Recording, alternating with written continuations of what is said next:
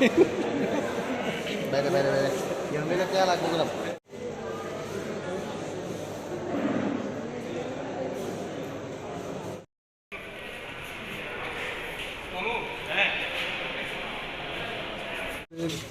প্রিয় দাদা সুরজিৎ দত্ত, যাকে আমরা সোনুদাই বলি, ওনার অসুস্থতার খবর পেলাম গতকাল রাত্রিবেলায়। এখন দেখে আসলাম।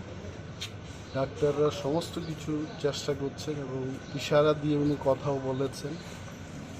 এবং এইটুকু বলতে পারি যে মেডিকেল ট্রিটমেন্টে যা যা দরকার এটা হচ্ছে।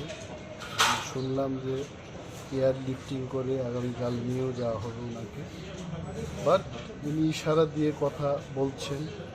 বললাম যে দাদা আপনি ভালো হয়ে উঠবেন, ভগবানের কাছে প্রার্থনা করবো যে তাড়াতাড়ি উনি যেন সুস্থ হয়ে যায়। ডাক্তারবাবুর সাথে Condition, see, he was in mask, but he was giving all indication.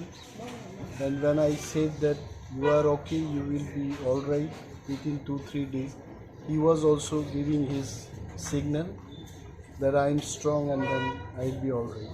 So doctors are trying their best, and I have come to know that tomorrow airlifting will be done through air ambulance and far better treatment.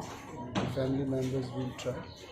Let us wait and see what happens. But I only can pray to the God that we should be well very soon. Thank you. Thank you.